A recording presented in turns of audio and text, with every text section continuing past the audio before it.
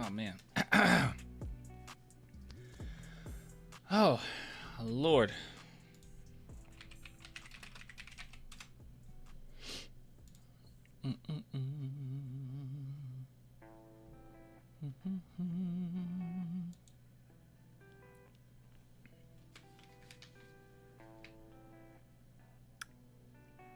All right.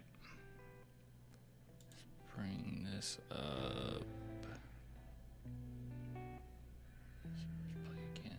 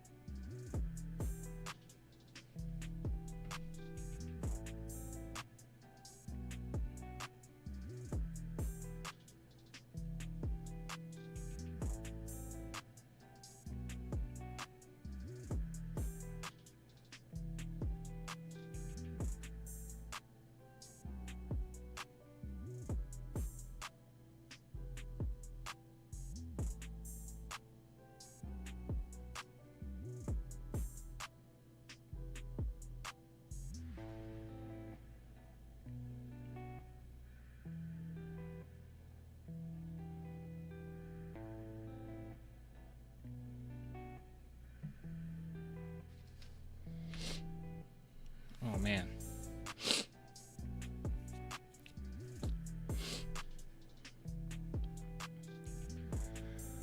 Whew. All right. Well.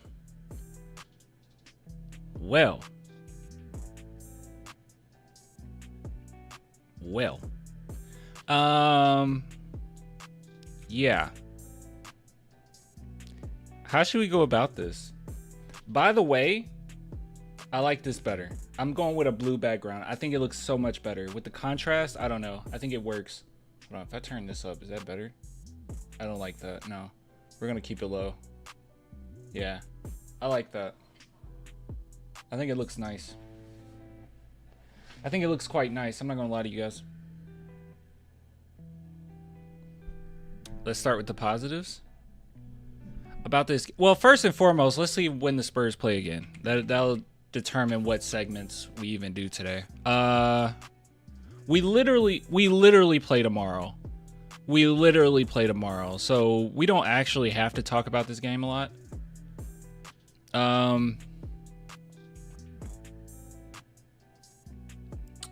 We don't have to talk about this game a lot.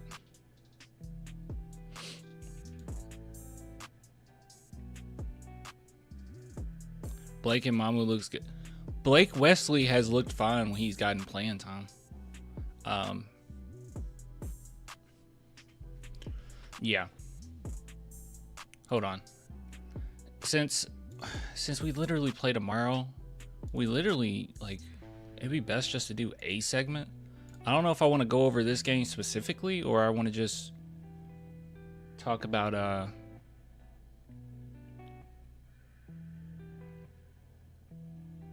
some post game. Let me see who spoke in the post game because I actually don't know.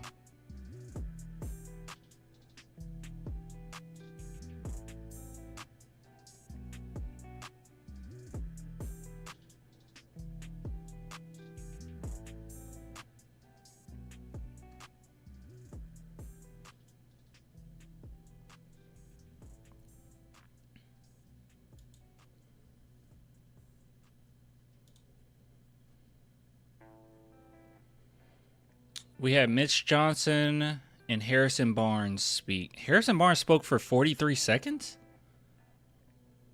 Okay, we should really just talk about this game as a whole and then go over these press conferences. That's what we're going to do. There's really no point. I'll be honest with you. There's no point. We literally play tomorrow. Whose minutes did Blake take? He bought needed energy. I'll be real with you, man. I'll be honest with you. He didn't really bite into anybody's minutes, really. What, Harrison Barnes, maybe? Let me see. Harrison Barnes' last game logs. Yeah, not really. It's the lineup's been so ugly. Like, we've had enough minutes to pass around. We haven't really utilized it, so it's kind of hard to pinpoint who minutes he ate into. Maybe Castles.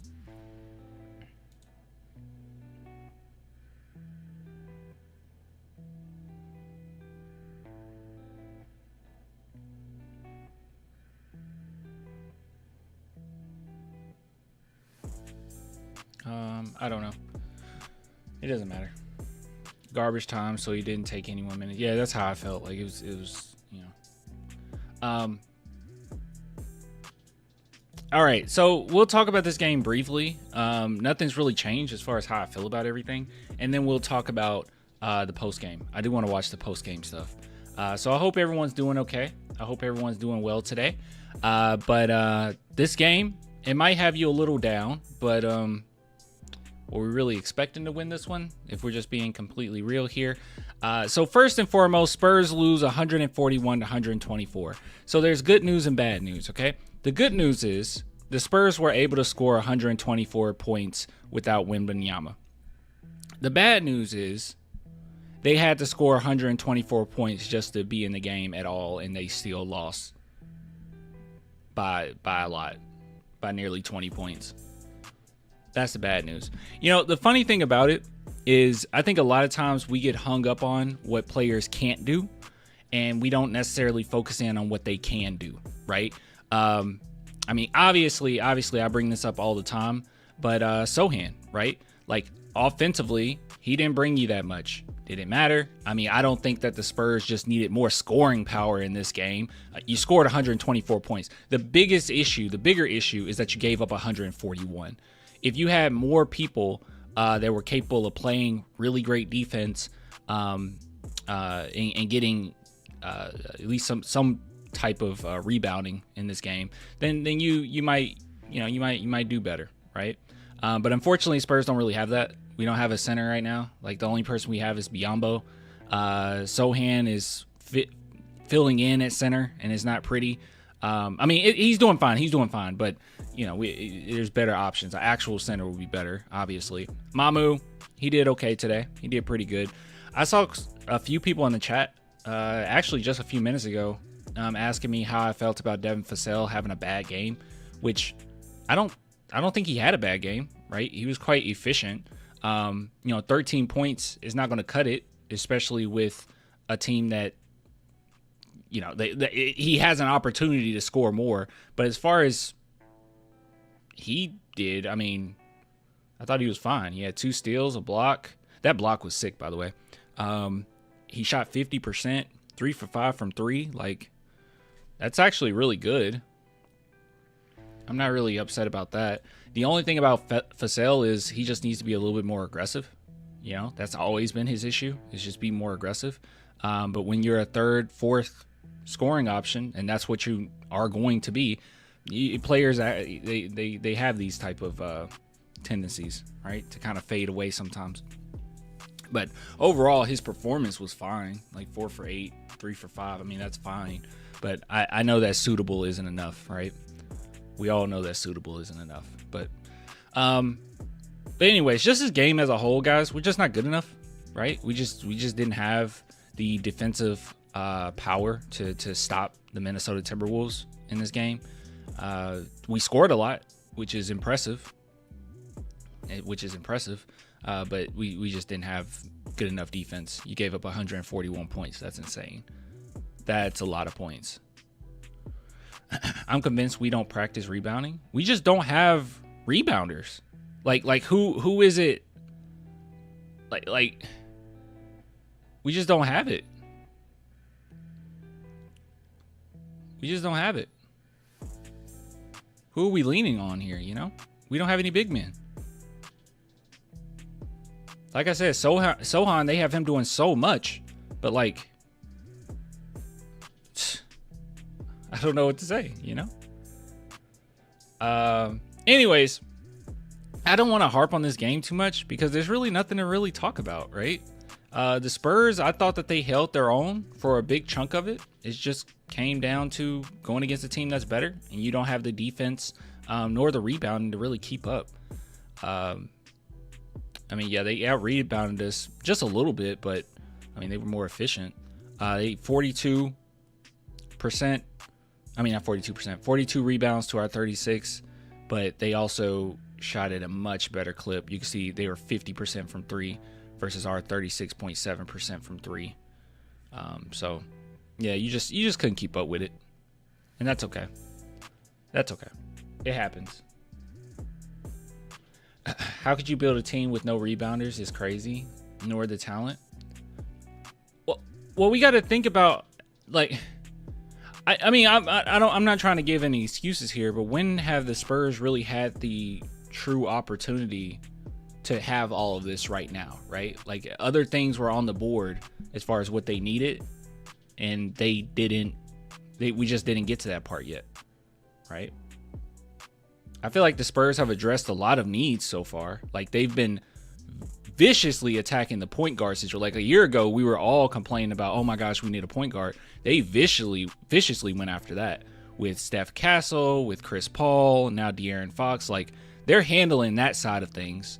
And yeah, obviously you still have to add a few other things to the mix, right? But you just haven't really had an opportunity to get a backup center when other things were a little bit more prevalent, more important. They tried during this deadline to make it happen, but you know, teams were just asking for too much. Not vicious enough for the point guard position. I thought that's been insane. Like, Chris Paul, Steph Castle, and now De'Aaron Fox said that's pretty vicious. That is pretty keyed in on what you need at that position. That's pretty good. I think next what the Spurs will need is a small forward, because right now Harrison Barnes is just kind of a fill-in for that. So if we can get a really good small forward and then a backup center, I think the Spurs are cooking. I think we're absolutely cooking. So we'll get some talent from this draft, and then, you know, we'll fill in the gaps with that. That's why I think next year is going to be really impressive, because the Spurs, at the very least, are going to have 3 new players. That's going to be a big deal. You know? I don't know. Maybe try to force turnovers rather than hoping they miss so we don't get out-rebounded. I don't know if you're responding to me or not. You might be responding to someone else.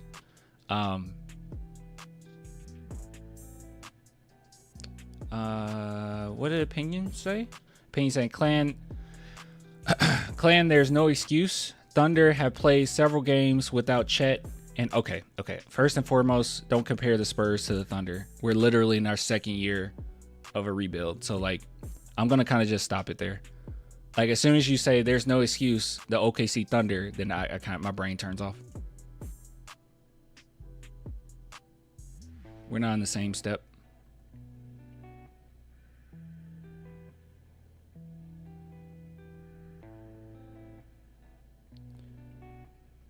I hope we lose to Dallas. Why? Why?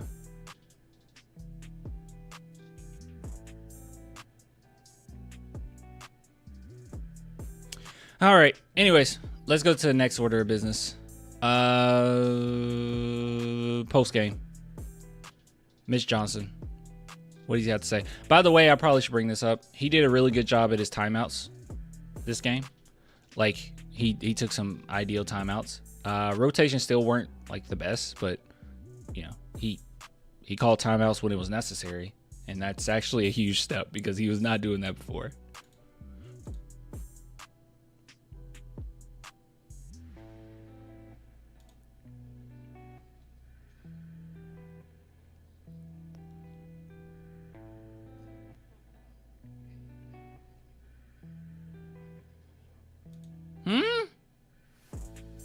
And when Thunder was in their second year of a rebuild, they made the play-in.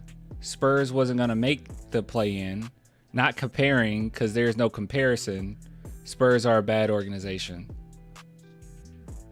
Are you a Thunder fan? What are you talking about? First off, that's not true. And second, we were we probably would have made the play-in if we were healthy. You got to be a Thunder fan. I'm a Spurs fan, clan. And you think that the Spurs have a... Okay, how long have you been a Spurs fan? I usually don't play that card, but like, for you to say it's a bad organization... Oh, thanks, guys. You said that it was muted. Yeah, for you to say the Spurs are a bad organization, how long have you been a Spurs fan?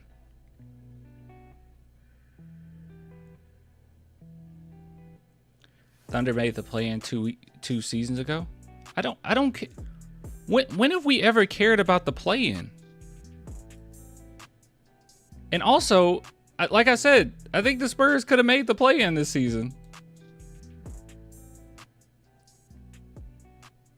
You know, you had to. When Wembanyama was out. Yeah, I'm just wondering how long. You said I've been a Spurs fan since '98.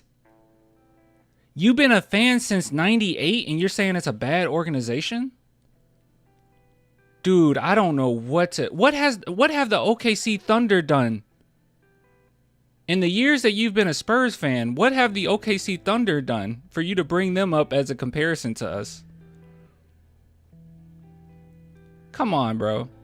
How many championships have they brung? That's BS. That's BS. Don't even. You're living in the past. What are the OKC?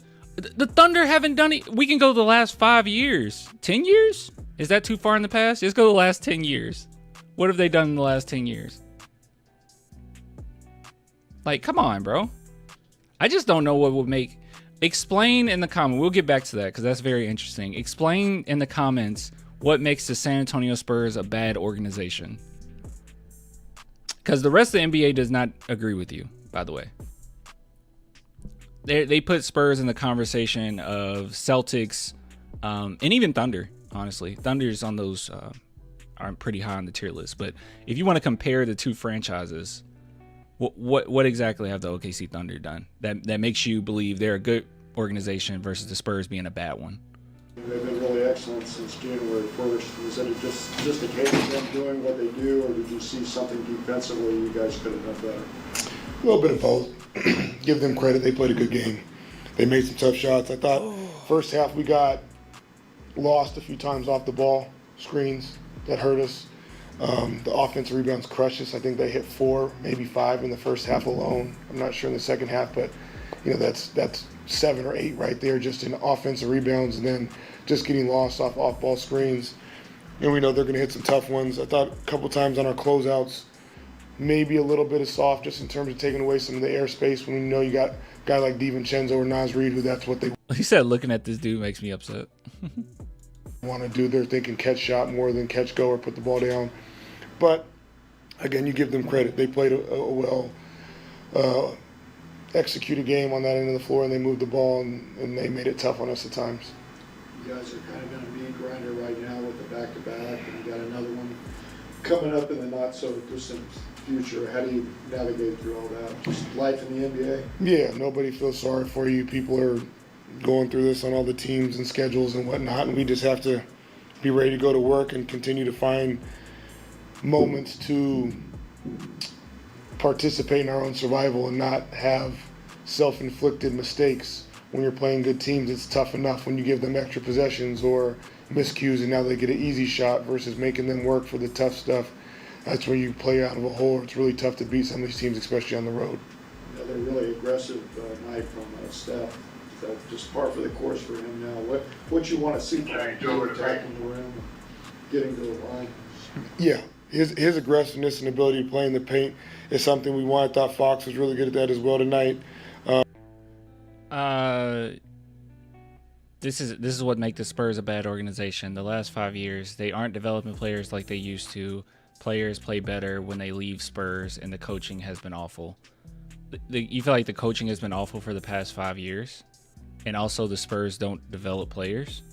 I don't even know what this is really based on.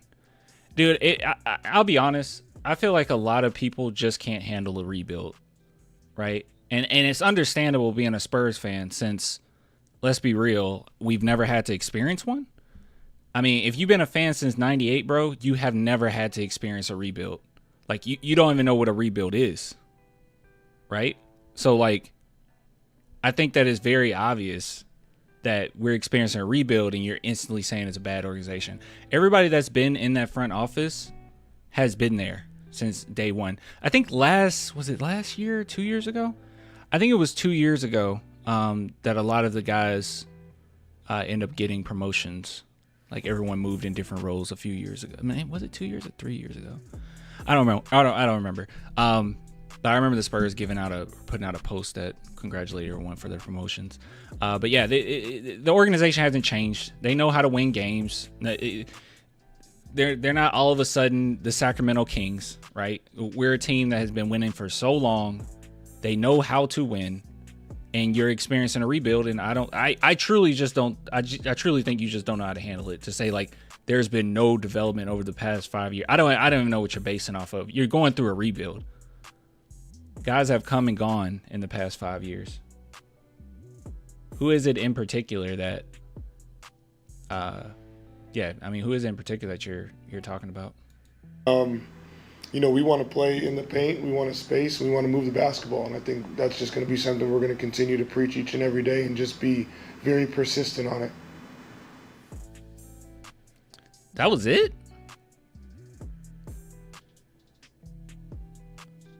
Okay. HB, what do you take from a game like this and bounce back for another game tomorrow? Yeah, I mean, it's difficult. We're in a tough stretch here. Defensively, we haven't been great, but I think it's about going back, watching tape, seeing what. Spurs have been a rebuild for the last 8 years.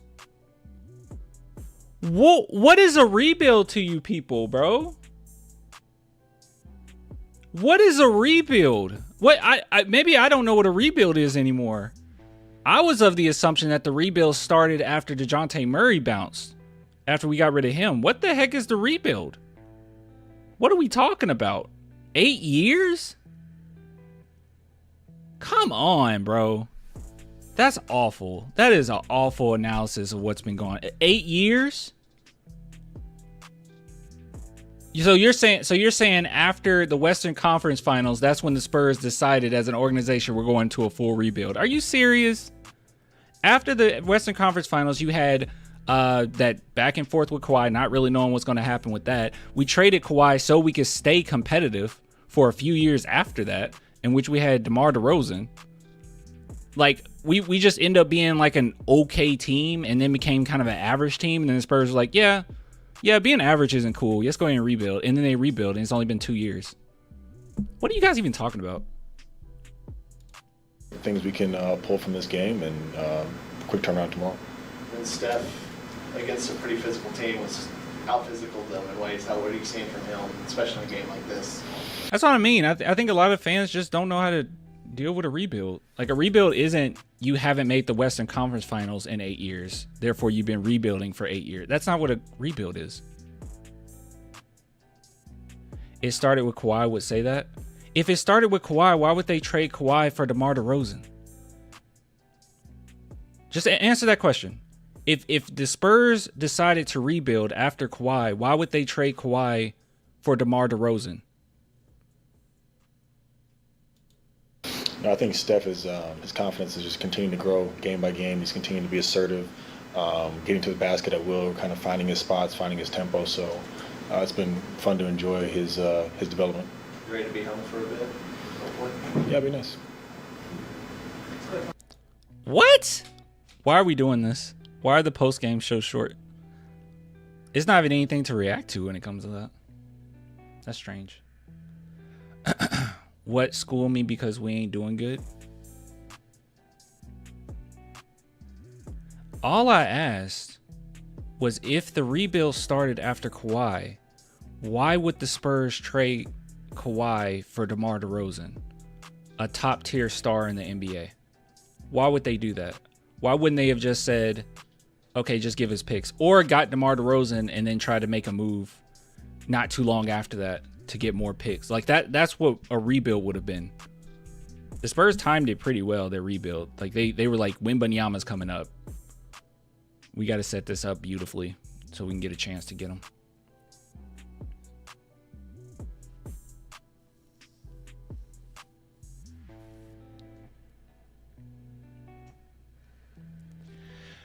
Owen Clan, even in the Spurs, even if Wemby was playing, the Spurs wasn't making the play-in. We don't know that. I think they had a legitimate shot. We needed to wait and see what happened after the All-Star game because yeah, it got kind of sloppy before the All-Star weekend. But I mean, after that diagnosis, you have zero shot. Tough franchise, not tough franchise. Tough conference, man. Tough conference.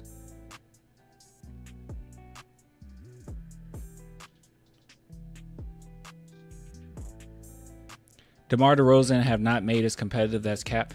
You're not. Wait. Maybe you were answering someone else. When the last time we were ever a playoff appearance, we were in the playoffs with DeMar DeRozan, but then you said DeMar DeRozan have not made us competitive. That's cap. My point is, why would the Spurs trade away their superstar player for another star player if their intentions were to rebuild? That doesn't make any sense.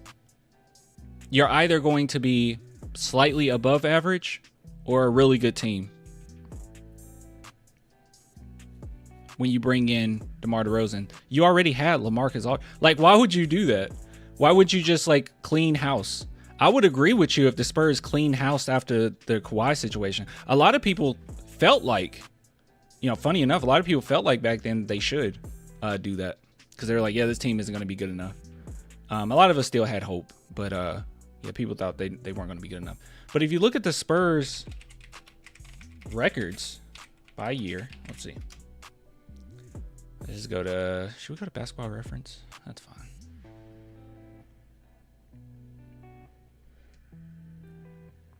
All right. Yeah, so you lost in the Western Conference Finals, and then you were nearly a 50-win team the season after, and then you were another near 50-win team the season after that, and then this is when the Spurs just got grossly mediocre, right? Grossly mediocre. Pretty bad. And then that's when they went ahead and traded away DeMar DeRozan. It was like, okay, time for a full rebuild. 32-39, 33-39. Like that's a mediocre team. That's like slightly below mediocre. You're almost a 500 team at that point. And then they went ahead and said, all right, let's go ahead and set up this rebuild. We brought up DeMar DeRozan's stock, allowed him to get as many minutes as humanly possible, allowed him to take as many shots as he wanted. Teams thought, oh, he's kind of good, isn't he? He made an all-star appearance as a sub. And then after that, the Spurs traded him away, and then our rebuild fully started. Right? And then our rebuild really started. So yeah, this is the rebuild period right here. 8 years is insane. That doesn't make any sense. That doesn't track.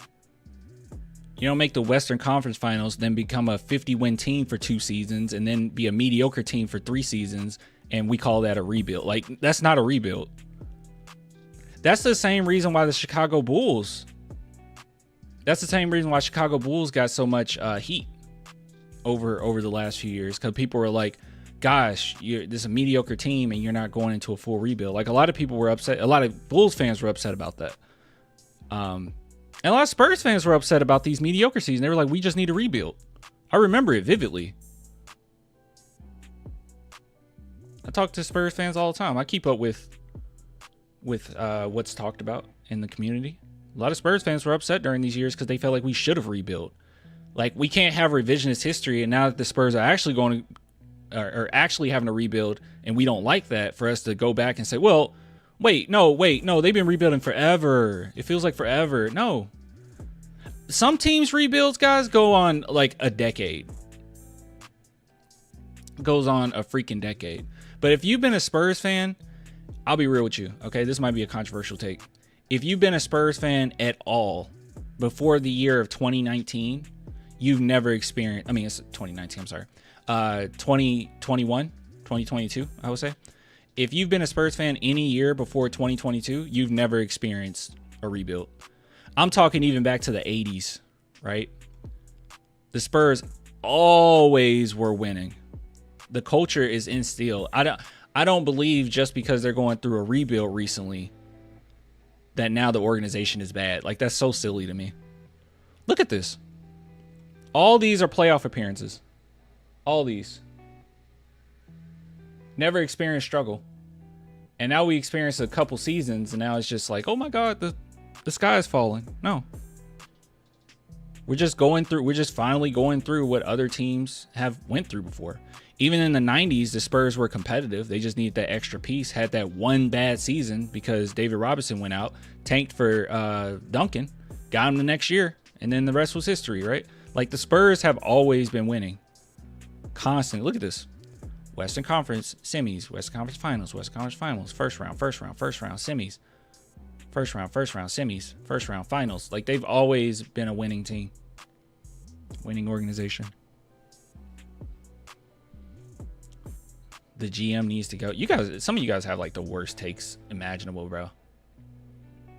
You literally just got De'Aaron Fox for literally nothing, and we're saying that. That's so silly.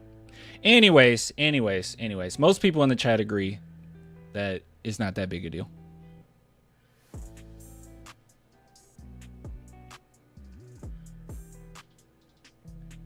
People have been saying that for the last 8 years. It feels like it's been 8 years. See, that's why you can't just feel a certain way. It's good to go back and at least say things. I mean, go back and look it up before you just say, like, it's been 8 years. Like, that's insane. It hasn't been 8 years. A rebuild to me is cleaning house, starting from ground zero. And as far as starting from ground zero, that's the last couple years. That is not that long ago. And rebuilds usually take about, I mean, really good franchises, it could take about 5 years. Right? Take about 5 years. Really great franchises.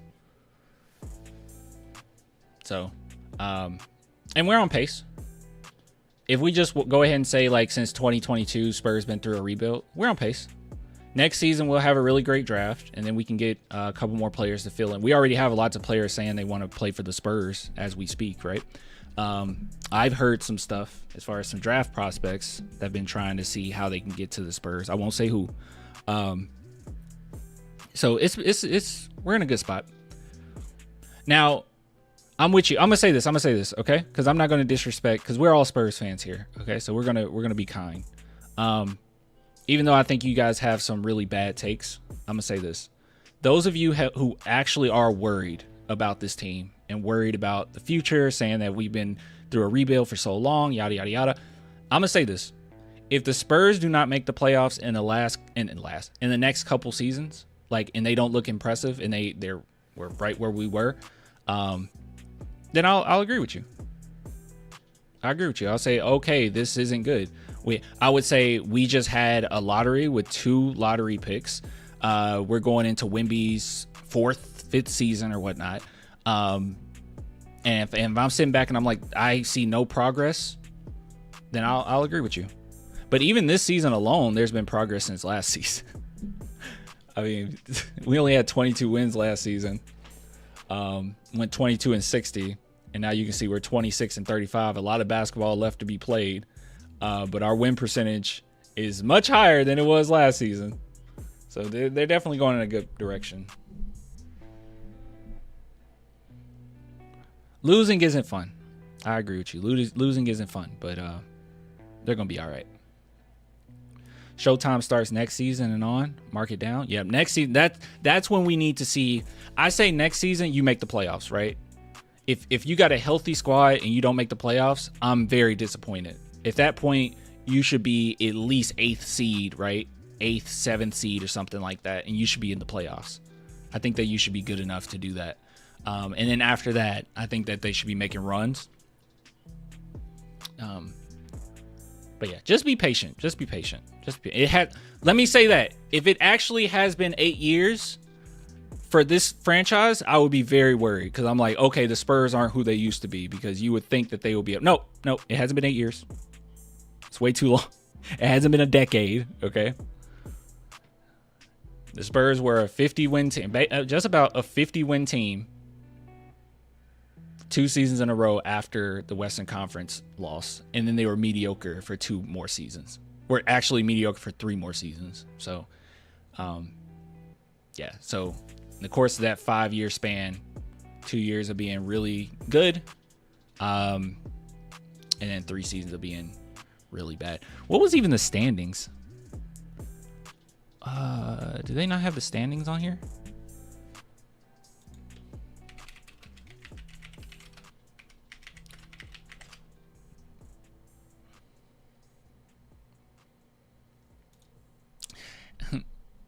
Cap, we gotta blow it up, clan. Trade Wemby, get AD. That's how we'll turn it around. The Mavericks are so dumb. All right, let's see. All right, let's see. So this was the Spurs. This is our Western Conference Finals, right? This is when we made it to the Western Conference Final. We were second in the West, right? That's with Kawhi in LA. And then the year after that, we were 7th, which makes sense. Which makes sense. But as you can see how close things are in the West is kind of ridiculous. If we were in the East, we would have been... Well, I mean, we would have had more wins than we did in the West, so it's kind of hard to compare. But anyways, 7th. We were 7th seed, but literally a game off from 4th seed. Like, it was that crazy. And then the year after that, you were 7th seed again. So obviously we're starting to see the writings on the wall. Like, Spurs aren't doing too hot, right? Then 2020 season, we all know that was a crazy season, but you were quite mediocre. I mean, you were pretty bad. Let's just say pretty bad. You were pretty bad, but that's mediocre team. You're a game or 2 off from the playoffs at that point. But, you know, you got the play-in. I think we made the play-in this year. Did we not? 6th. Yeah. PI is play-in, right? Yeah, clinched a play-in. So we clinched a play-in spot that year. I actually wanted us to lose that year because I was like, yeah, I actually wasn't for the direction we were going in. Like, I didn't like that we were mediocre. I was like, we need to blow it up because I remember being very upset about it. And then once again, we were 10th seed, play-in spot. And then everything after that was, yeah, rebuild time. Spurs said, screw it. And then you were last in the West. Yep.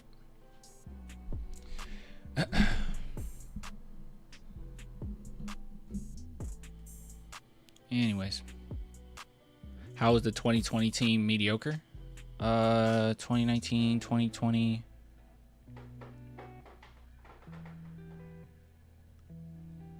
What does that say?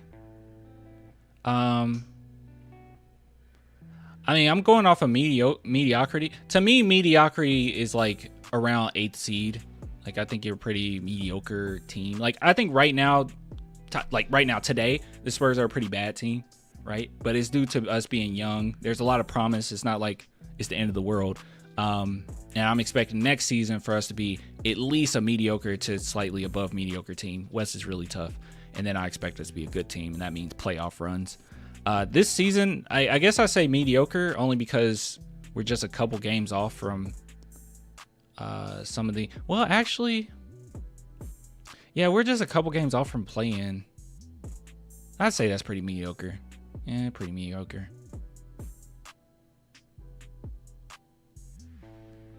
Yeah, that's pretty mediocre. You got to compare yourself. Everything's contextual. You got to compare yourself to other teams as well. Long scheme of things, yeah, pretty mediocre. God, the East always sucks. Jeez, man. It's terrible. Mediocre is 500 clan. I guess that's fine. I mean, 45% is quite close to 500, but I mean, if that's the case, then I guess you would say these teams are all bad. And I guess Dallas Mavericks were slightly mediocre. You said Brooklyn Nets are mediocre. I don't know. Anyways. What are you guys even talking about? Excuses clan, bias clan. I don't know. I don't know how to respond to any of that.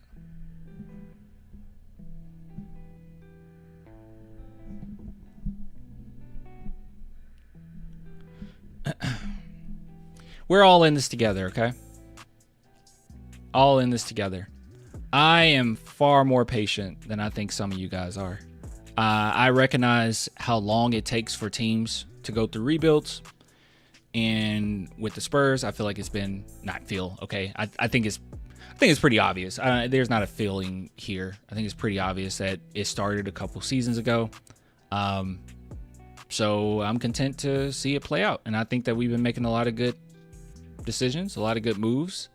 And as of right now, we have a very bright future as far as future draft picks, talent on this team. We need more talent, obviously, but we all know Wemby, Sohan. People talk trash about Vassell, but Vassell is very talented. And Steph Castle. I think Spurs got a pretty bright future for the most part. Yeah. You said far more patient? Yeah, I'm pretty patient. I wasn't patient with this. These years, I was very upset. I don't know. Did we have the YouTube channel back? I think we did. Yeah, we had the YouTube channel since the Kawhi trade, because that's what made me start uploading even more. Yeah, if you go back, I was not happy about these years. I was like, we need to blow this thing up. Initially, I was like, okay, we got nearly 50 wins. Let's see if we can make some runs. And then the year after that, it was like, okay, let's see if we can do it. And then the year after that, I was like, yeah, it's time for us to rebuild. And then I had to suffer through 3 seasons or 2 more seasons of, the Spurs not fully rebuilding. But this was a setup for a rebuild right here. It's 2021, 2022. That was the setup for it. Watch the Spurs make Mitch Johnson the head coach permanently. They're not going to do that. They're not going to do that. Anyways. Chandler, you're such a troll, bro. You always come in here talking trash. Clan thinks a chip every 10 years is good. I have no idea what you're talking about. Also, actually, what's funny? Most NBA teams would think a chip every 10 years is good. That's not kind of the funny part, you saying that, ironically. I'm a Spurs fan, all right? I want a dynasty. I want a dynasty, and I want us to win like we were before, right? I want it every other year. I want a championship every other year.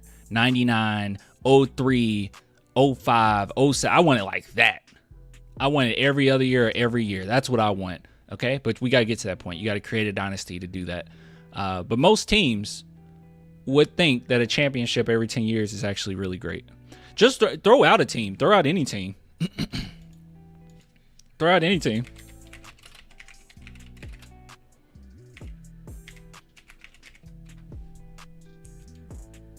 What team doesn't think that a championship every 10 years is good? Who wouldn't think that? You want to start with the Celtics? Won 2024, and the last time they won was 2008.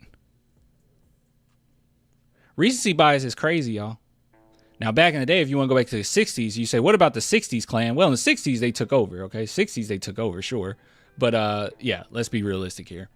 NBA teams would think a championship every 10 years is actually phenomenal. That's a huge accomplishment. Most teams. It's just that we're Spurs fans that we don't feel that way because we want a dynasty. You want to just throw out a team? You guys talked about the Thunder being so great. This would be funny. Yeah, guys, I think the Thunder would think that a championship every 10 years is actually awesome. I think they would like that, actually. I think they would really enjoy a championship every 10 years. You said the Lakers? We can do the Lakers. Lakers had a couple dynasties, though.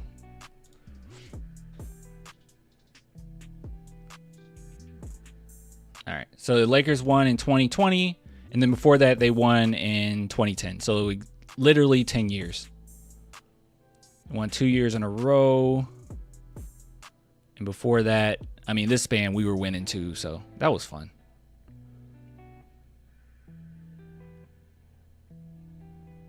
Yeah, before that they were, we were winning too. We were winning in this whole stretch. So we were right there with the Lakers. Any other teams?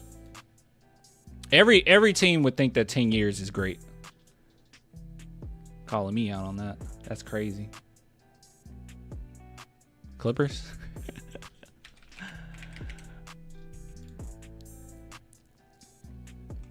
Yeah, I think the Clippers would really enjoy a championship every 10 years, every decade.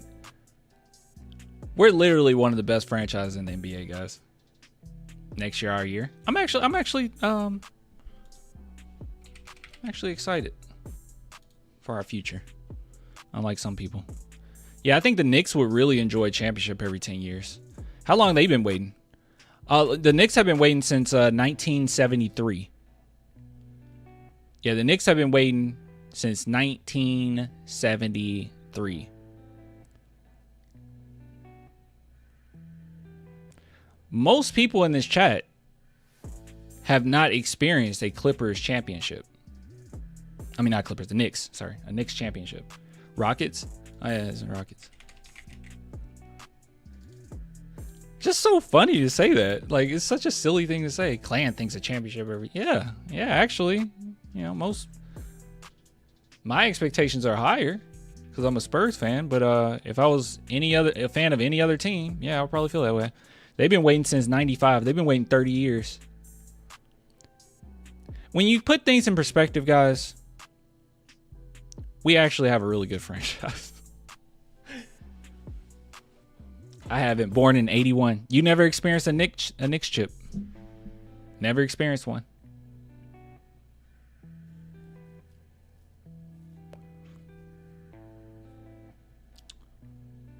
Warriors. They're coming off a dynasty. Sure.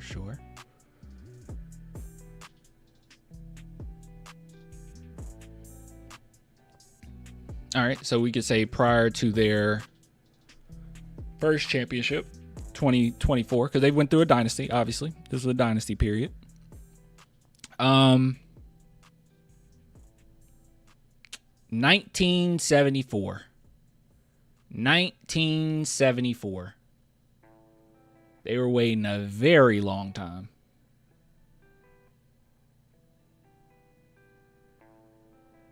$10 now, no chip. Guess it's time for us soon then. The Spurs are creating a dynasty. Like, a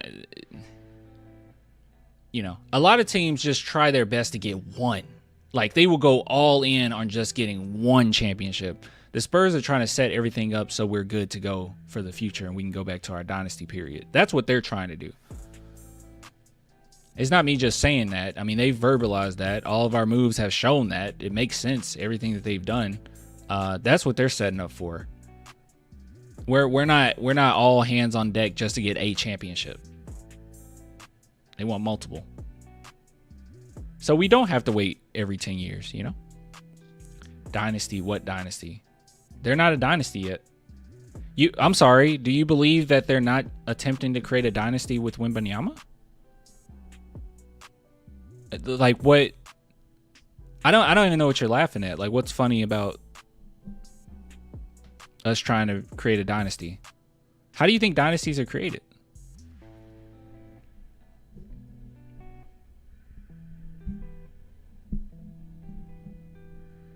Getting a dynasty in this era seems really difficult, but it feels like we could be the team to establish that. Yeah, I mean, it definitely helps that everyone wants to come to San Antonio. A lot of people just aren't able to verbalize that. Like, you're literally in a situation where you can't verbalize it, but that actually helps too.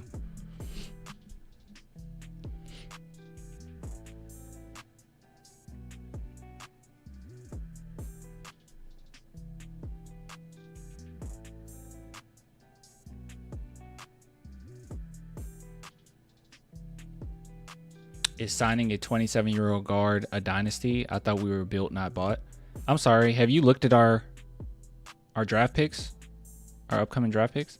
And getting De'Aaron Fox is definitely a move for a dynasty. Yeah. How do you think? Hold on. hold on, guys. I mean, this is this is so silly. This is the last thing I'll say on this. That is definitely getting veterans is undoubtedly part of a dynasty. You can go back to the 90 Spurs, right? This team was full of veterans. I wouldn't say that this was the dynasty period, right? All of these losses. This was not a dynasty period. When they got Tim Duncan, then a dynasty was created. All those old guys that were from the 90s end up leaving, right? They end up retiring. And then it kept going. Why did it keep going? Because that was a good jumping off point. Tim Duncan was able to learn a lot. A lot of the guys that we end up learning a lot. The winning formula was established. And then a lot of those veterans faded away. They went away. They retired. And then the Spurs continued to build off of that. And they had a dynasty. So yes, getting veterans and having veterans on your team is undoubtedly part of a dynasty. That's very important. Does it happen every single time? No, it doesn't happen every single time. But it definitely happened with us. Our last dynasty, that's how it started. The team was full of veterans. So yeah, getting a 27-year-old, which isn't even really old, but getting a 27-year-old point guard is very important.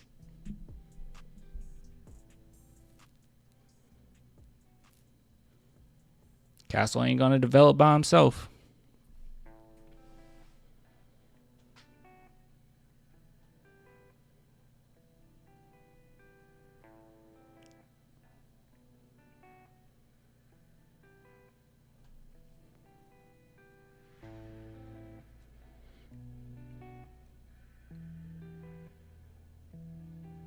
Oh, that's a good point too, VJ.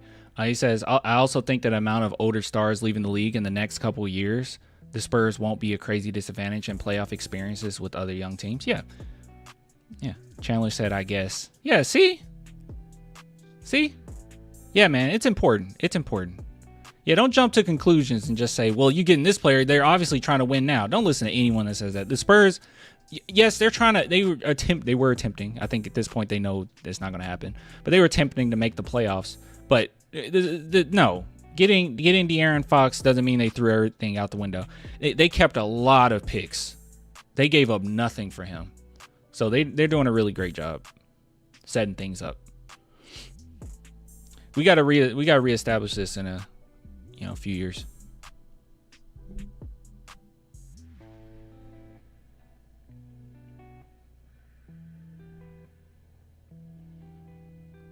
And also, yeah, De'Aaron Fox being 27, I mean, that's not old. Like it's not like he's getting ready to retire pretty soon. Like it's likely we might not even seen his peak yet, right? Like that's not crazy. We're expecting the Spurs to be a dynasty starting in the next few years. He will still be contributing like crazy. So yeah. Fox said he has 10 years left in him. There you go. Yeah, so it's important. Fox just entering his prime usually is 28 to 34. Shoot, man, look at Steph Curry. Sometimes I'm like, is he in his prime now? Like, my goodness. That recent stretch he had was crazy.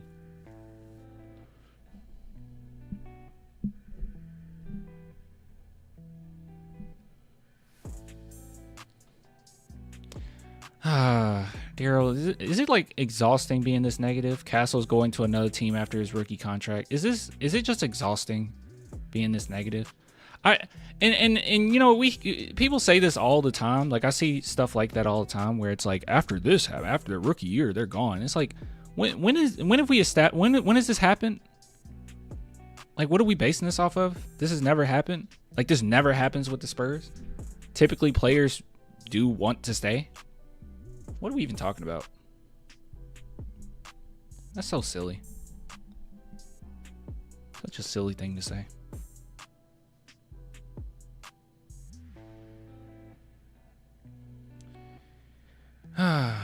It's just facts. No, it's not facts. It's nothing factual about what you just said.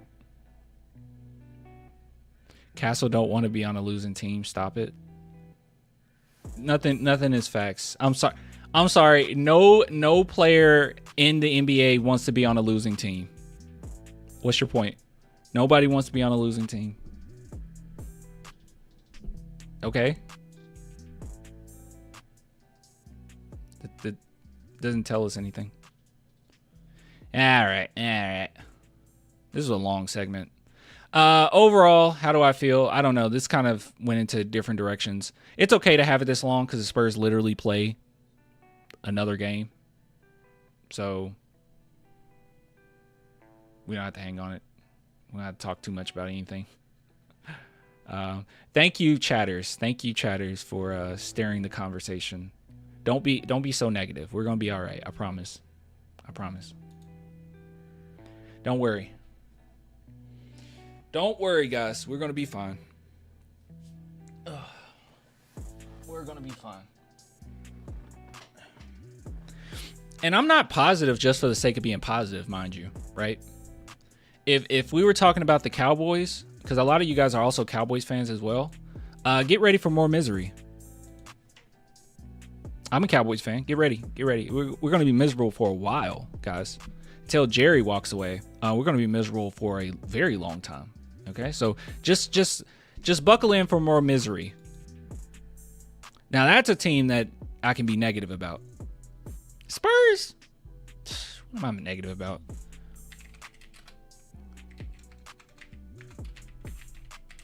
Look at this. What is there to be negative about? Better than you were last season. Hopefully we go ahead and sit Fox, because good God, that man needs to sit. He needs to have that surgery and sit. But look at this, dude. You got your own pick. You got Atlanta's pick. You got a second rounder coming in. You got Atlanta's swap. You got another second round pick. You got a lot of second round picks in 2026. More than likely they'll trade a couple of these. They're not going to use all those. You got Atlanta's pick in 27. You got a Boston swap. You got your own in 29. Like, we're good. But this is going to be the fun draft, though. This is going to be a fun one. Everything else will just continuously make us better. We kept our Timberwolves one, didn't we? No, we didn't keep our Timberwolves one. We traded the Timberwolves one, right? For Fox, right? I think we traded our Timberwolves one for Fox. I think. Picks don't matter when you can't draft good anymore. Okay, Chandler, I'm gonna tell you another thing, okay? Everyone always brings up how well the Spurs drafted throughout the dynasty years, but I have news for you, okay? They drafted well, don't get me wrong, but plenty of those players didn't pan out. Plenty of them didn't. They just didn't. You just have a little bit more leeway, a little bit more freedom back then. And also people will say like, oh, but they got Manu Ginobili, and Manu Ginobili was so deep in the draft or whatnot. Well, the thing about it is the Spurs were ahead of their time at the time. Nowadays, if there was a Manu Ginobili lurking around, I guarantee you he's a lottery pick. Easily. Like scouting has improved so much over the years. The Spurs were just ahead of their time. Nowadays, Manu Ginobili's a lottery pick. Easy lottery pick. Right? So, you know, the idea that the Spurs need to find another diamond in the rough, there's not many of them anymore. It's very hard to find diamonds in the rough. There's not many. Teams have become better at drafting. Or better at scouting.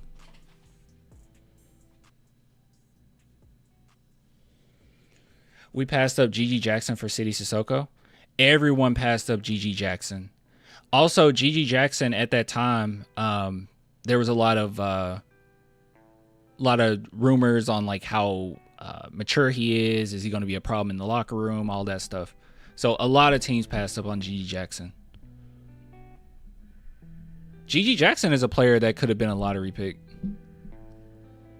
Teams just weren't keen in on that. They were nervous about it. Draft picks are always somewhat of a coin flip, you know? It's just a matter of putting the best odds in your favor sometimes.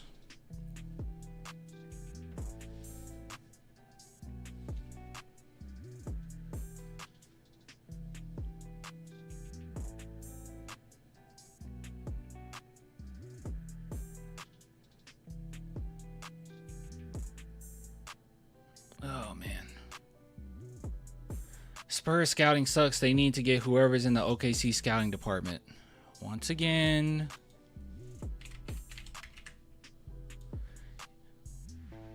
I don't know why Spurs fans kiss OKC Thunder's butt so much. I just don't get it. I don't understand why we do this. First round exit, first round exit, first round exit, first round exit, no playoffs, no playoffs, no playoffs. And now they're a really great team. Or, I mean, a really great team. But, like, why? What have they accomplished that we haven't?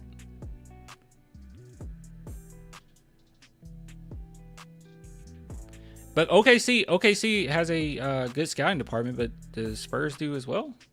I think we've done a pretty doggone good job last few years. You don't like Steph Castle? I'm sorry, he's just a rookie. Like, you think Steph Castle was a bad pick?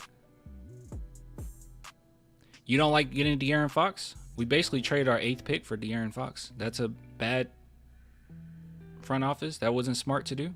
You rather had Dillingham than De'Aaron Fox? Is that what you're telling me? I mean, what are we talking about? Sohan is a good pick. But, I mean, you can say what you want. I mean, you would just be wrong if you say he was a bad pick. He's literally a top defender in the NBA, like a top statistically, like a top 10 defender in the NBA. I don't know what else. Wemby was a bad. Setting yourself up for Wemby was bad, I guess. Screw Wembanyama. He's trash.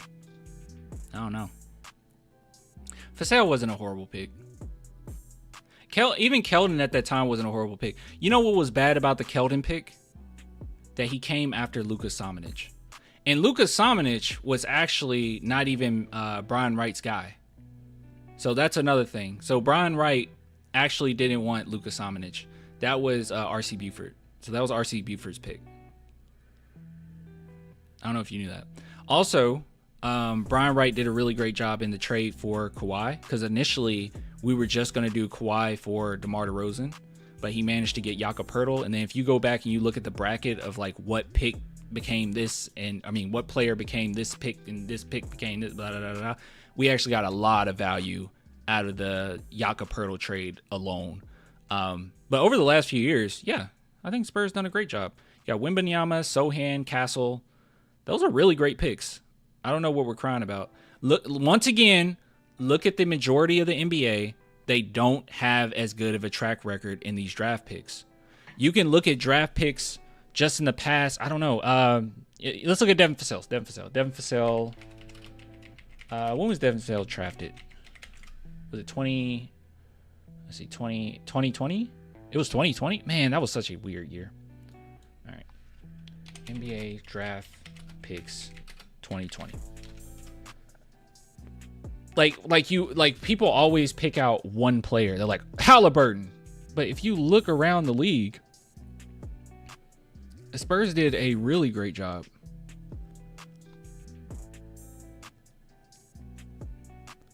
All right, there we go. So obviously we couldn't get LaMelo, couldn't get Anthony Edwards. It just start at the top.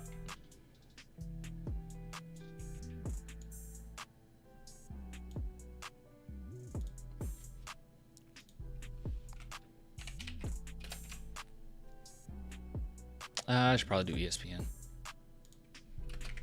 ESPN's a little cleaner as far as looking players up.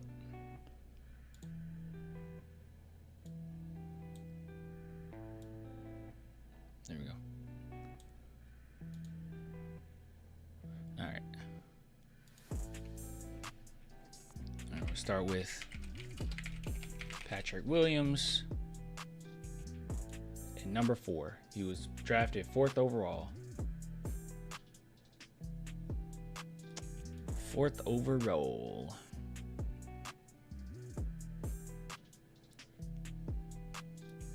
All right.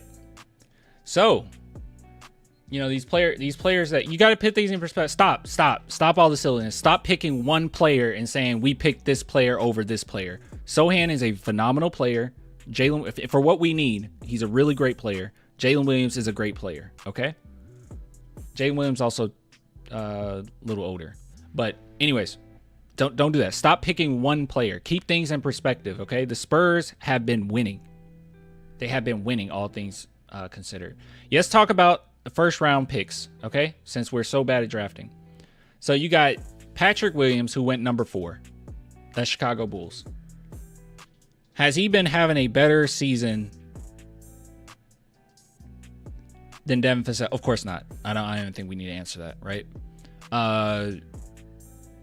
Back in February, scored 3 points, 5 points, 8 points, 8 points, 10 points. Come on. Winning? Yeah, winning compared to other teams. Yeah, easily.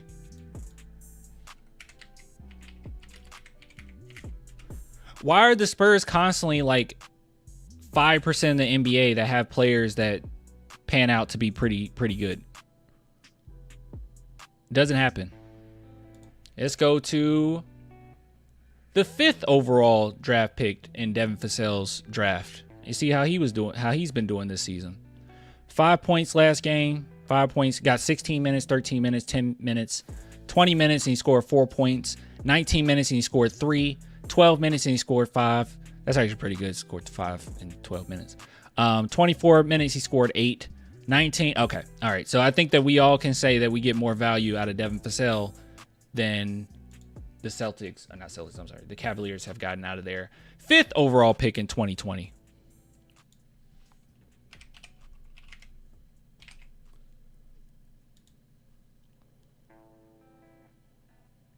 Onyeka.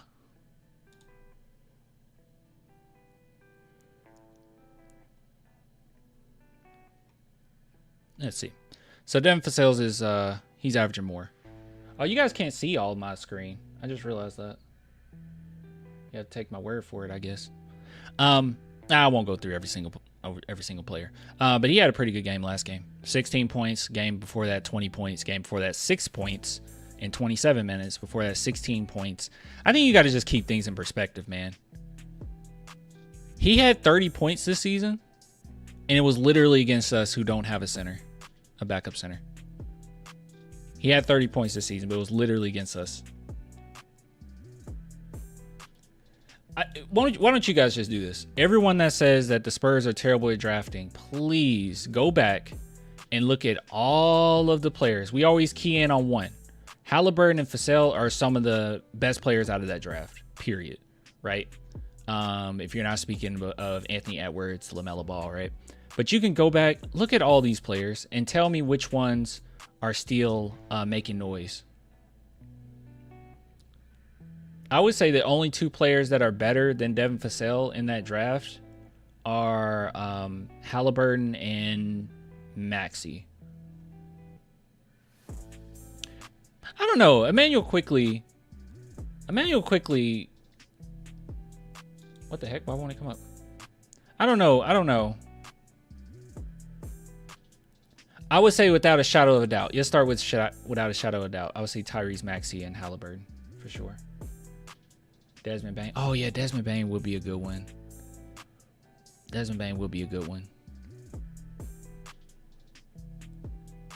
think that's debatable. But yeah, Bane is a good one to bring up. Wait, when was Desmond Bane? He was drafted 30th. Okay. But other than that, you look at these drafts. There's so many players that are either not in the NBA, not getting minutes, playing significantly worse. Even players that are ahead of Devin Vassell in that draft, right? I guarantee you, some of these teams are like, "Wow, we could have had Devin Vassell, and we got this player that's not doing anything." Bane is fine. I'm not gonna argue with that. Bane, I really like Bane.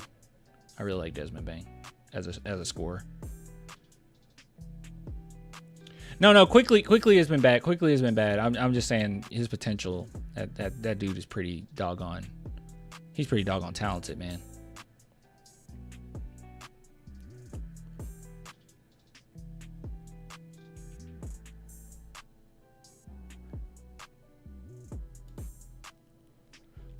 You just gotta keep things in perspective.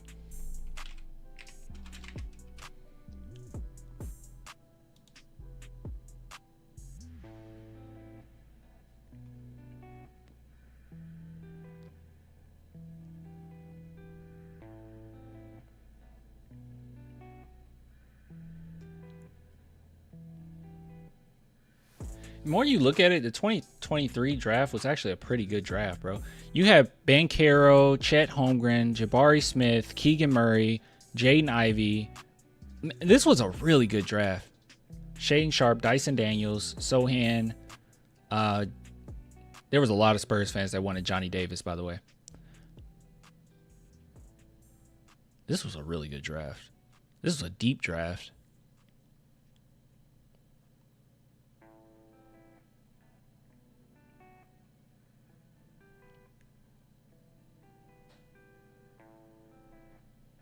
Pretty impressive.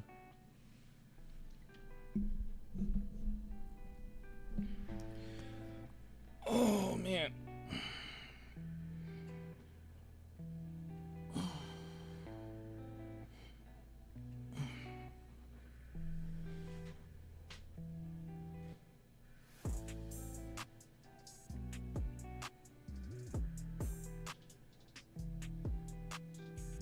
He dodging? What am I dodging? Would you rather have J-Dub or Sohan right now? I don't know. Probably Sohan. All things considered for the future. I don't know. I like J-Dub. J-Dub's really great. It's one of those things that when the Spurs are actually winning, then we'll all go back and people will say, well, would you rather have J-Dub or Sohan right now when the Spurs are actually a winning team? And everyone's going to be like, I wouldn't give up Sohan for anything. Right now, obviously, J-Dub is better than Sohan, but he's also a little older. But Sohan's a top 10 defender in the NBA. You know what I mean?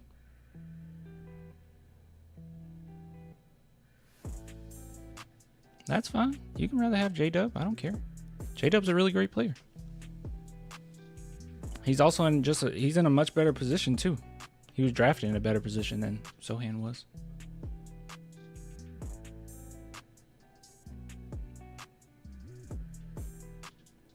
Well, the Spurs, you know what's funny? If you go back to the Spurs when they were winning, either in, like, let's just say 2017, and you have Jonathan Simmons on that team, you would catch so many people saying that they wouldn't trade Jonathan Simmons for whatever shooting guard you bring up, just because they were winning and they look good, right?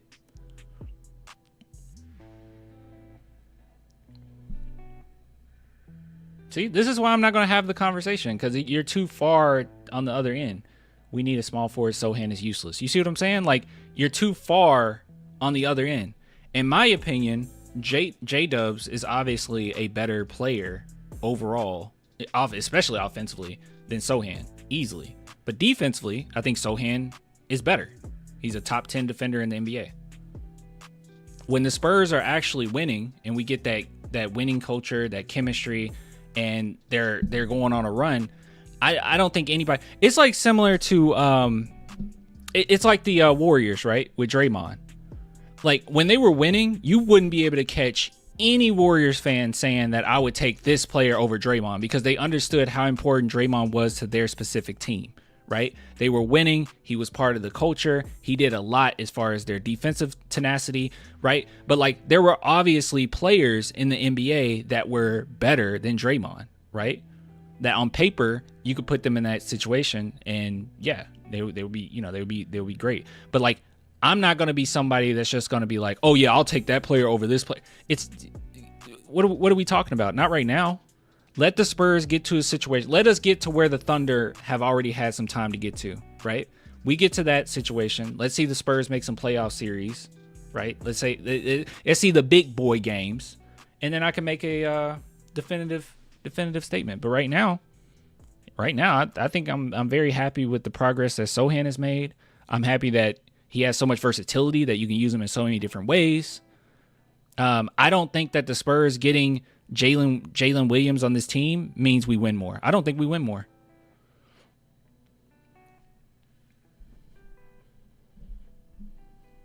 That's not true. Sohan needs to be in the perfect situation. That is not true. That is not true. That's actually the complete opposite of a player like Sohan. That is not true. That is not true whatsoever. He doesn't have to be in the perfect situation. That's not what I was getting at. That's crazy claim. You guys are just trolling. I don't care. It makes sense. Most people understood what I'm saying. I think most people understood. You have somebody like Draymond. Where do you see that Sohan is a top 10 defender? Well, every advanced analytic when it pertains to defense, he's top 10. I don't want to go over this again.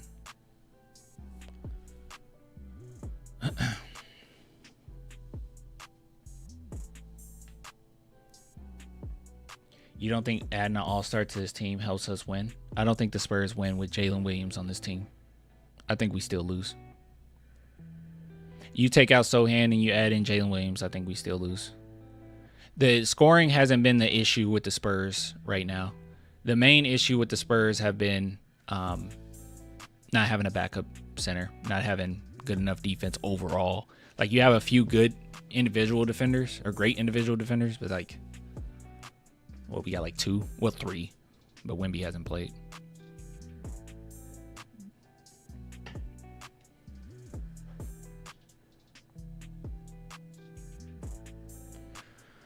Oh, man.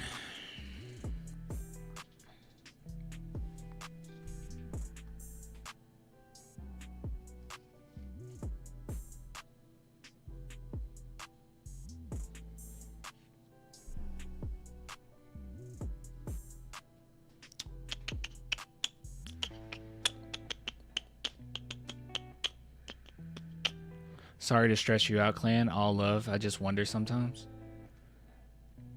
I'm trying my best to explain this. If you want me to answer the question, who do I think is better, like as a player, J-Dubs or Sohan, I would say that J-Dubs is, but I would say that Sohan is a better defender than J-Dub.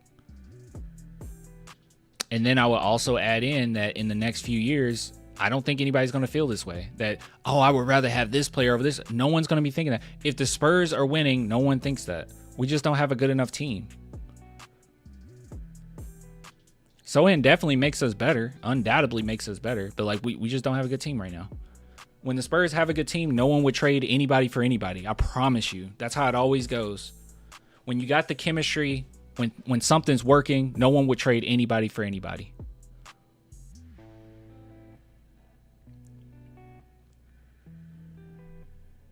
It's only when you're down that everybody wants to say, we made a mistake here. We should have did this. It's a lot of shoulda, coulda, wouldas. But in actuality, you're not really reaping the true benefits of some of your draft picks yet. Yeah, everyone, there it goes. Sohan adds nothing to this team. He can't shoot. Everyone is always focusing in on what a player can't do and not focusing on what they do well. Everyone does this. It's very frustrating, especially when you're not winning. That's when it really happens. Like, you focus so much on what a player is lacking, even though they're getting better in those areas that you think that they're lacking in. It's just silly. Everyone does this. You downplay what he does phenomenally well, where analytically it's factual that he's a great defender, one of the top in the NBA. But then offensively, you key in on things that he is bad at, when really he's, compared to the rest of the NBA, he's like average at, right? Like, shooting wise, I think he's like 50 something percent, and then 3-point shooting is like 34%. So it's like, yeah.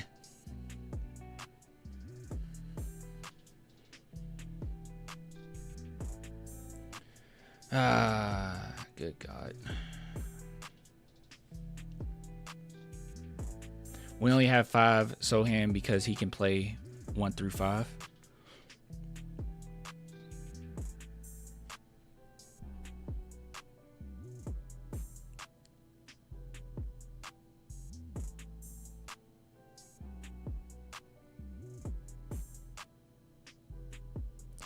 Wait, what? Yo, Clan, if we get KD for that trade, VJ said you happy? What trade? What?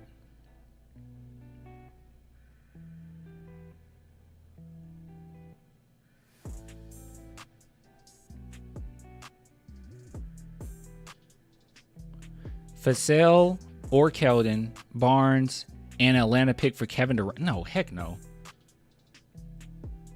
I'm not giving up Atlanta pick. Atlanta, and some of Atlanta picks. No, I'm not doing that. I'm not giving up Atlanta picks. Barnes and Keldon. Sure. I don't want to give up Atlanta pick. I don't want to get KD.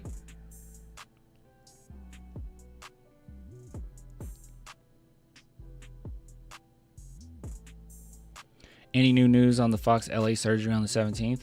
Nah, the only thing I've heard is probably going to happen.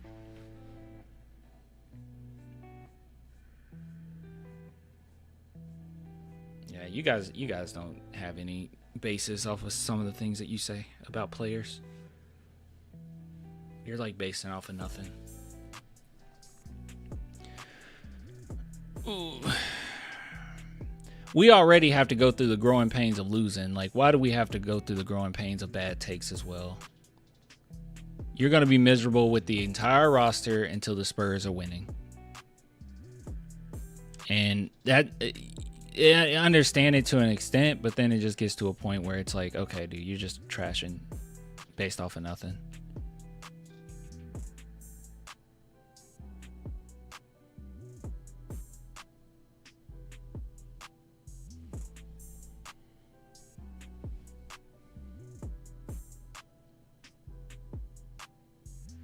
So they are bad takes because you disagree with them? Yes.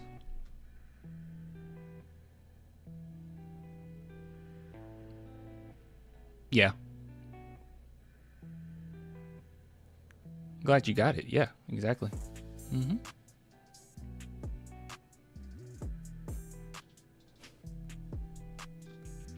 They're only bad takes because you disagree with them. Yeah, they're bad takes. I disagree with bad takes. I agree with good takes.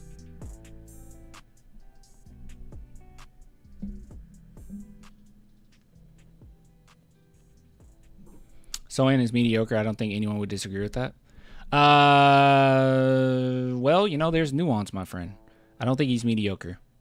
As far as a pick and roll threat, he is top tier in the NBA. Top 3, actually, right behind Cat. Yeah, Karl Anthony Towns. And he's tied with Jokic. So as far as that's considered, he's one of the best in the NBA. Defensively, he's like top 10 in the NBA. Isolation defense, he's top 5? Or was it top 3? I think it's top 5 in isolation defense. As far as all-stars and how they performed when he's guarding them, it's under 30% for a lot of them. They shoot about 30%. So, yeah.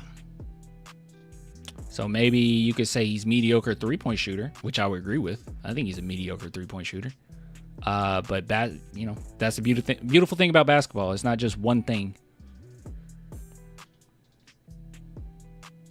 Basketball is a lot of things. Fox, Castle, Barnes, Sohan, and Wemby can be really solid. As far as starting, I think that's a pretty decent starting lineup, yeah.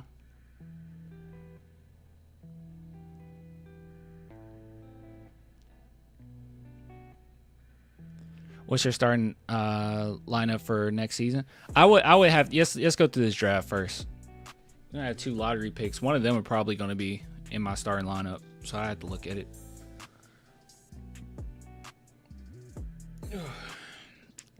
Sohan is low maintenance too, which is huge for the team. Yeah, the fact that you can just put him in any position, really. You can have him start. He don't mind coming off the bench. Whatever it takes to win. Like, he doesn't care. That is a big deal.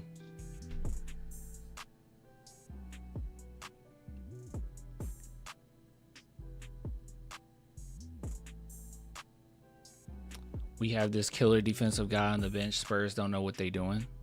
Well, you can't have it both ways. You said that you actually do believe the Spurs don't know what they're doing. But in this instance, with him coming off the bench, now they know what they're doing?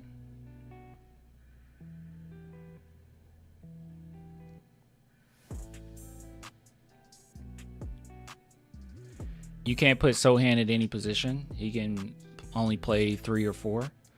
Well, in modern day NBA, a lot of situations you can put him at the 5, but unfortunately, you know, you're kind of forced to do it now. I kind of agree with you. I kind of agree with you. You more than likely put him at 3 or 4. The versatility for me really comes down to who he can guard. He can guard 1 through 4, sometimes 5. But like I said, it really depends. But he can guard 1 through 4 pretty well. He's shown that he can do that. Lots of guys have issues with him when he's on them.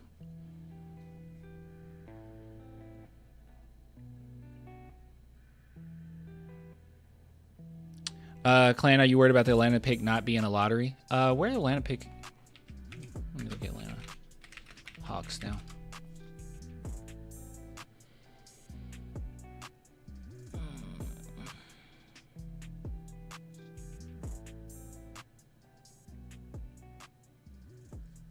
They won last night?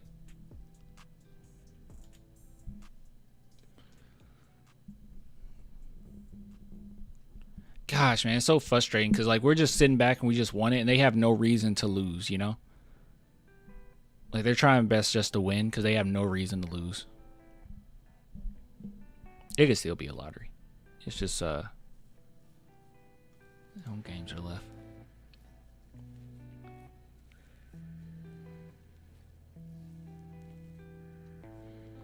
Oh, man. Yeah, that stretch was a tougher stretch, and they actually made it out of it pretty good.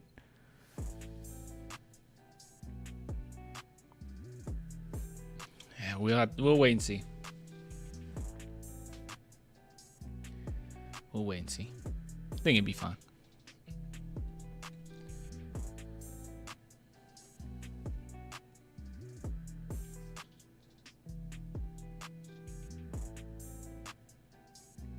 Yeah, Trey needs to sit out. If Pop doesn't come back next year, who's your ideal head coach candidate? I told you my dreams. My dreams are Messina, which won't happen probably. I don't even know what he's doing right now. Becky is a dream. That's about it. Well, I want Steve Kerr, but he won't be walking away, I don't think. Not right now.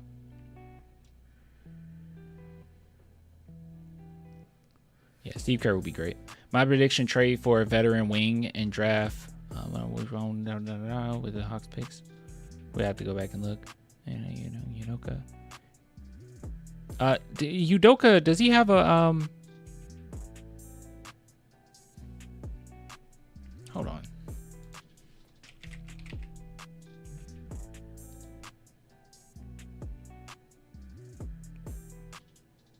What is Udoka's Am I tripping? What's Udoka's contract?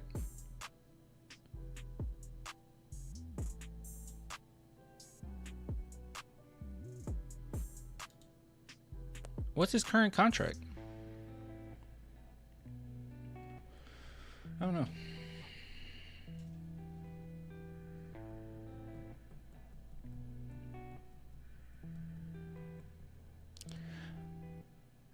Udoka is who I heard is who Pop might make a call to. Is he going to be available?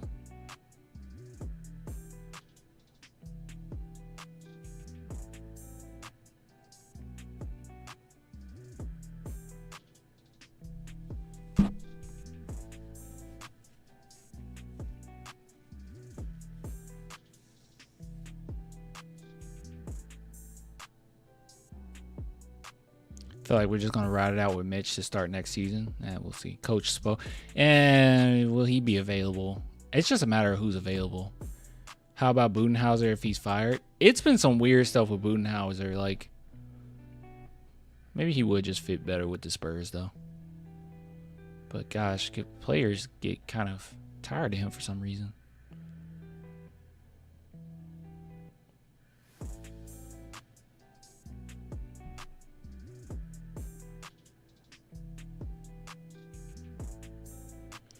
Udoka contract is up in 27.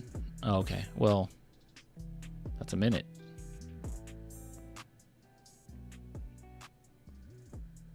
I think it'll be someone from the pop tree. Ideally, it's somebody from the pop tree. Like, I would want it to be somebody who's very familiar with this Spurs culture that would just fit right in, you know? But more than likely, it'll be someone from the pop tree. I don't think, yeah, I agree with George. I don't think Mitch Johnson will be the head coach next year. Mitch is from the pop tree. Well, he's very young, though. He's like extraordinarily young, and then also taking on the interim head coach job and not necessarily being like, this isn't his team, you know? Like, if you go, like, for instance, if you go into the offseason and Pop, you know that Pop isn't coming back, you get the opportunity to get a coach, interview coaches, and have those coaches tell you what their vision is for the Spurs' future or whatnot. Like, you bring them in, and then all of a sudden now you can kind of see things for what it is. Like, they come in day one, they're the coach. This whole year has been, is Pop coming back? Is he not? Like, this isn't Mitch Johnson's team, you know? Age doesn't matter, Clan, remember? Okay, you can't, like, flip that. You can't flip that. I said I don't care about a coach's age when I was talking about, like, getting Messina, because everyone said he's too old. I was like, don't talk about his age. Like, he's a great coach. He's already established coach. But when it comes to a very young coach, yeah, you can get one that's really, really great. I don't think Mitch Johnson is one of them yet. I don't think Mitch Johnson is one of them yet.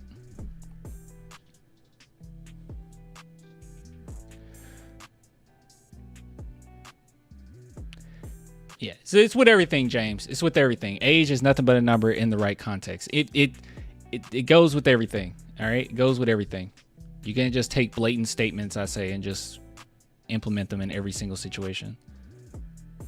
A 40-year-old dating a 60-year-old. Age is just a number, okay? A 20-year-old dating or 30-year-old dating a 15-year-old. Okay, all right. Age isn't just a number anymore. Okay? Right context, right context.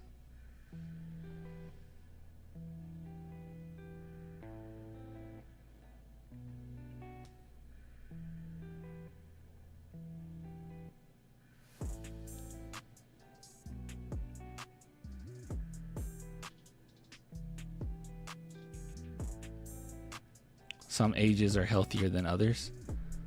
I don't even know what you're advocating for, so I'm not going to go into that. I don't know what that means.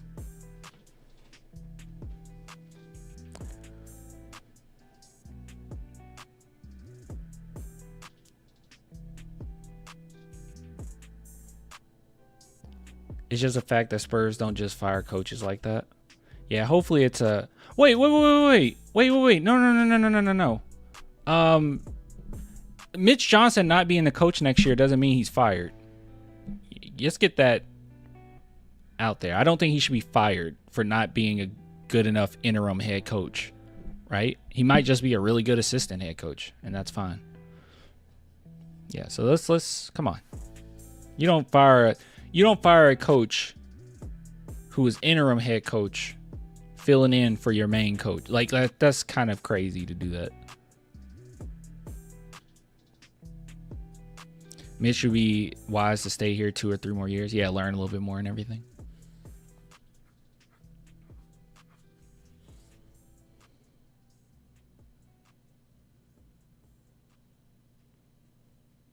That's what I'm saying. Give him time. Yeah. Mitch could be our G League coach. Wasn't Mitch our G League coach before?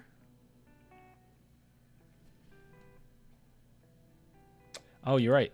Yeah, the chat is frozen on screen. I don't know why. I think so. I think he was.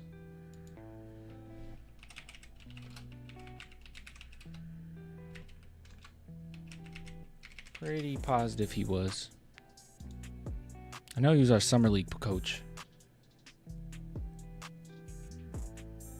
Yeah. Oh, he wasn't our head coach. He was our assistant coach. So the Austin Spurs, he was our assistant coach from 2016 to 2019. And then, yeah, been an assistant since 2019. Yeah.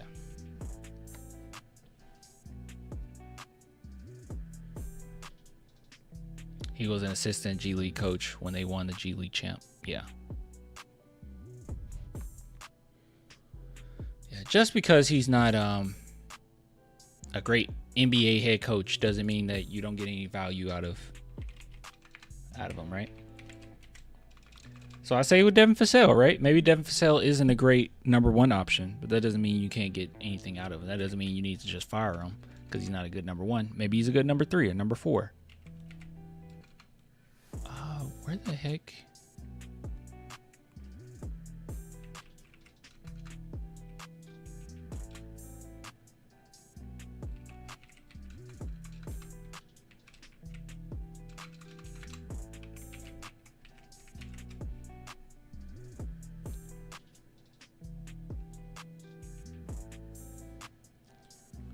Mitch interviewed and almost left last year for Washington. I didn't know that.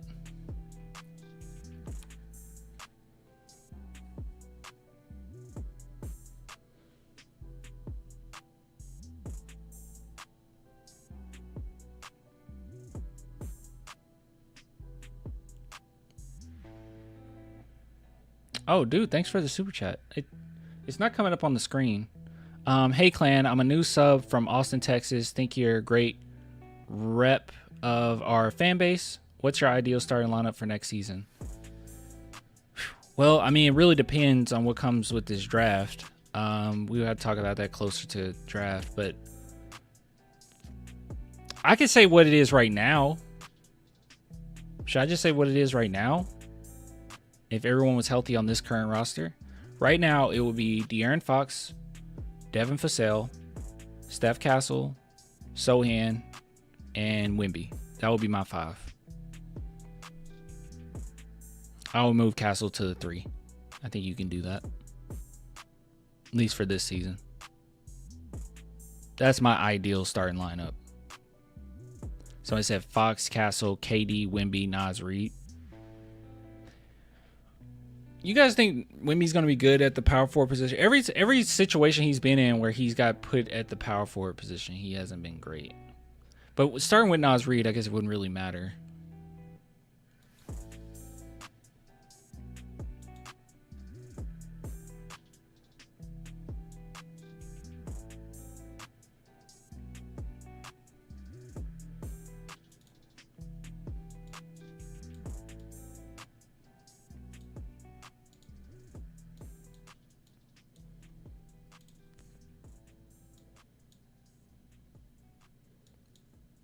Clan's starting 5 could build Spurs next stadium. It's only a starting 5 for right now. That starting 5 could be so much better. It could be so much better. I believe Cooper Flagg will be our power forward next season. That's what I'm saying. If you got Cooper Flagg, he's power forward. Wemby's at that center spot. Then at that point, I'll probably have, no, not probably, especially if you have a small forward. At that point, Sohan undoubtedly 6-man, come off the bench. Cooper Flagg starting, that's nasty. That's nasty. I will finish games off with, I will try to find a way to finish games off with Sohan, though, easily. That defensive tenacity. I've lost belief in getting Flagg. Our chances are quite low, but maybe you can make a trade. You literally kept everyone to get De'Aaron Fox. Maybe you can make a trade. I didn't say Sohan over Flagg. I said Flagg would start over Sohan. I would definitely try to finish games with Sohan though. Flag could be moved to small forward. That'd be fine.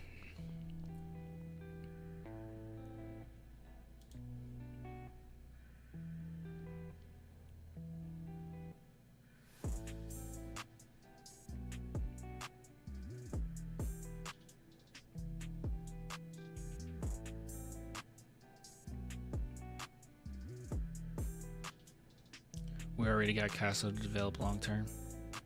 Nas' role on the Wolves is pretty similar to Wemby's on the Spurs. The difference is just Nas carrying the bench and Wemby carrying an entire team. When do draft videos come? When we start talking about draft picks, I usually do it at the end of the season, like leading up to it. Because when is the lottery stuff is in May, right? So we'll be starting it up then.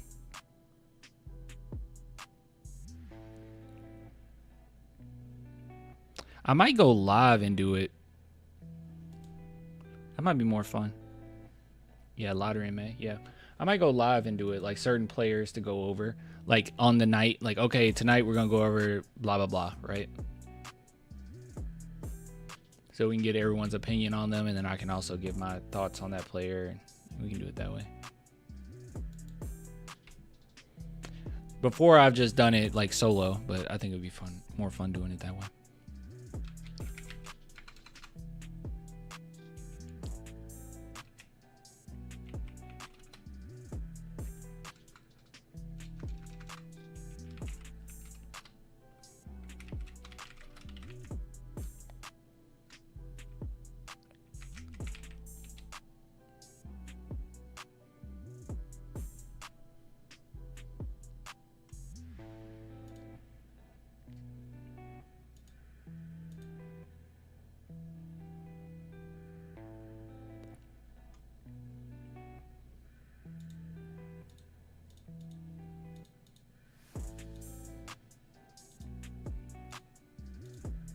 By the way, the lighting with the blue, isn't it better? I think I like it more than the purple. What do you guys think?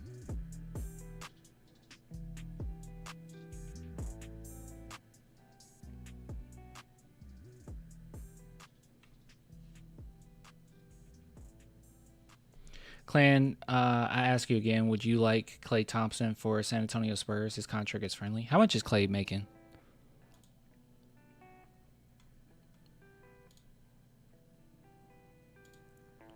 I like the purple more nostalgic. No? No? Oh. Oh, you're saying Klay. Yeah, how much is Klay even making? Klay for Malachi? Then he wouldn't play.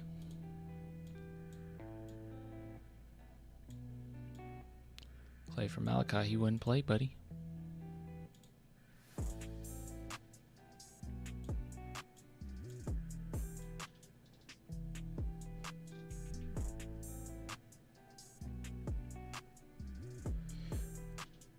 Barnes is better than Olay Klay. That is so funny. I like the blue personally. I think it's better. I think the blue is better. Probably can move this camera a little bit more. Try to have it right there.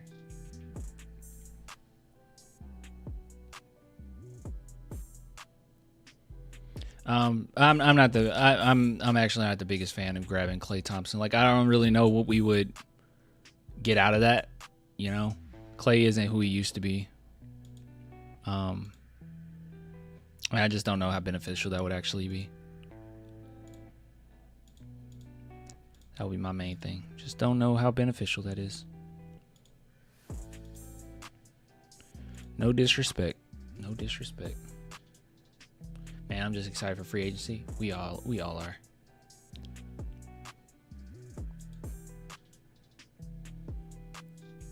I am gonna hop off. I'm not the biggest fan of Keldon, but even I'm not doing that. Oh, trading Keldon for Klay? You could get better, I think, if you trade Keldon than Klay Thompson, than just like Klay Thompson. If Clay can play like Doug McDermott, I'll consider rooting for the Spurs to get him. I mean, Doug McDermott didn't make us that much better. Clay, we've been getting clamped. We'll be all right. Good stream, brother. Good stream. Thank you, man. Let's see what happens with the Mavericks game. Hopefully we'll be coming in here after a win, right? Even though I think that it's beneficial for the Spurs to lose quite a few games, let's just be real for this upcoming draft. I also don't actually enjoy us losing, right? I want to see us win. And I want us to win at least up to the 17th, where our boy Fox will be in this surgery. So, like, for the next week, I want to see some wins. I want to see some W's. Yeah, no one likes to lose. I don't want to see us lose, but we'll wait and see. Let's see what happens. Where's Chetty Osman? Chetty Osman actually played really well with Wemby. I'm not going to lie. Peace out. All right. Peace out. Everyone have a good one.